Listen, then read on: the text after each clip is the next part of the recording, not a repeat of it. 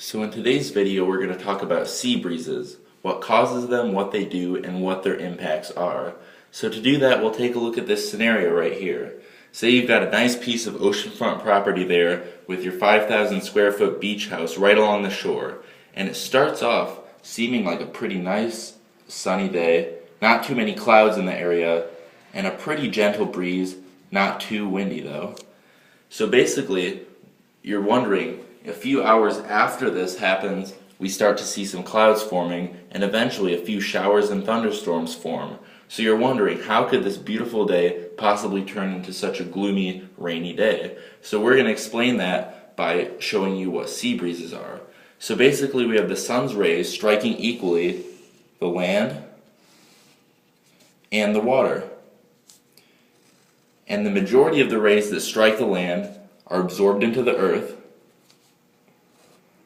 Some of the rays are deflected back out into the atmosphere in what is known as albedo, but the majority of the energy is absorbed.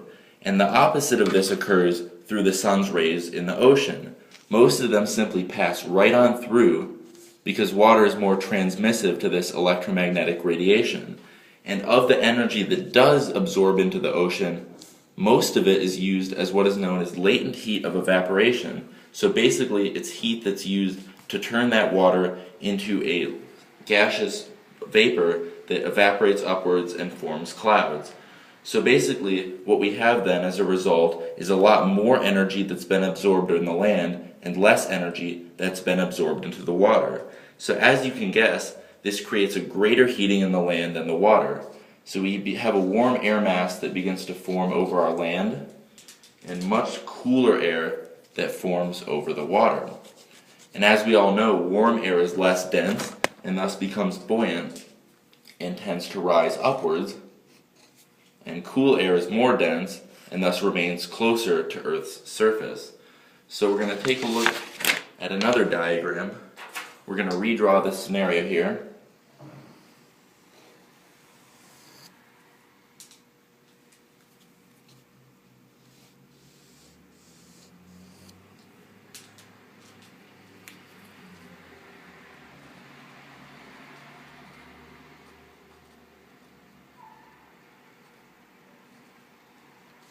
So as I mentioned, we had a bunch of warm air that rose above the land.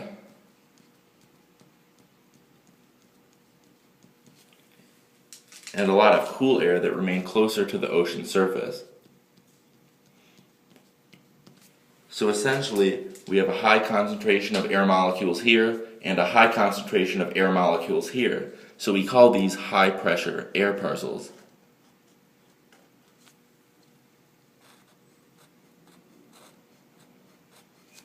And at the low elevations above the land, we have fewer air molecules and thus lower pressure. And the same is true at the higher elevations above the water. So we can see here from this unequal cooling of the land and water, we've produced a very steep pressure gradient. And basically winds are formed by air flowing from high to low pressure in attempts to maintain an equilibrium. So at the surface, we have winds flowing from the sea to the land, and that's what we call our sea breeze there. And then at the upper elevations, the opposite is flowing from the land to the sea. So here we've produced a wind pattern that begins to progress throughout the day. And you might be wondering then, how does all this rain become produced by the sea breezes? So this pattern continues to perpetuate throughout the day. We have warmer air that is over the land and cooler air over the water. This warm air begins to rise and produces all these particles at the higher elevations. And this produces, as you can guess, probably clouds. And clouds thus produce our precipitation that we see throughout the afternoon. So basically, this is the basic explanation for our sea breeze. And now we're going to go into exactly how the direction of the winds change as they approach the shoreline. So to do that, we're going to take an aerial view of our coast. We've got the ocean here.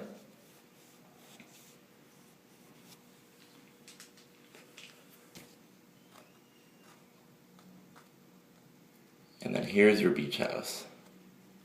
So the first factor that impacts the direction that the winds take is what's known as the Coriolis effect.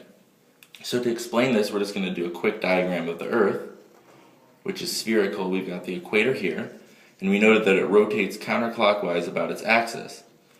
So we can take an analogy to a merry-go-round here. So assuming you throw a ball off a merry-go-round, it's obviously going to continue a straight line of motion. However, from your perspective, it's going to appear to turn a little bit in the direction that the merry-go-round is moving, and this is an apparent change in motion, not an actual change in motion. And the same occurs through winds on Earth's surface.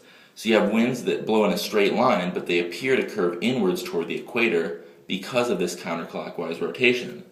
So through the sea breeze, you're going to see the same kind of apparent change in direction.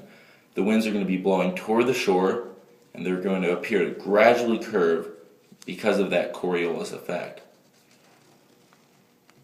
And as a matter of fact, winds curve about an average of 45 to 90 degrees from perpendicular to the shoreline. So that's a very significant oblique bending to the winds that occurs as a result in part of the Coriolis effect and in part due to geographical features. So let's say we have some mountains over here next to your house. And winds obviously can't pass directly through, so they're forced to redirect around them.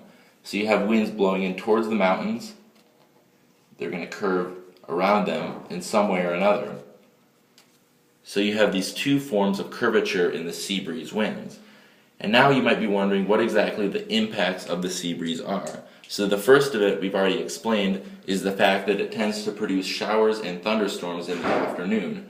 However, it actually tends to produce beneficial effects in the overnight hours and the early morning hours because the heating patterns reverse. You have warmer air above the ocean surface and cooler air above the land, and the winds go the opposite direction, and the rain is over the sea, leaving you with sunny skies as you wake up in the morning.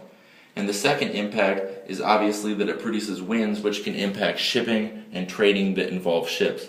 So basically, two major impacts there. And then the third impact is that it can affect aquatic sports, water skiing, and other sort of things like that. So basically, that is our tutorial about sea breezes, and that's all for today.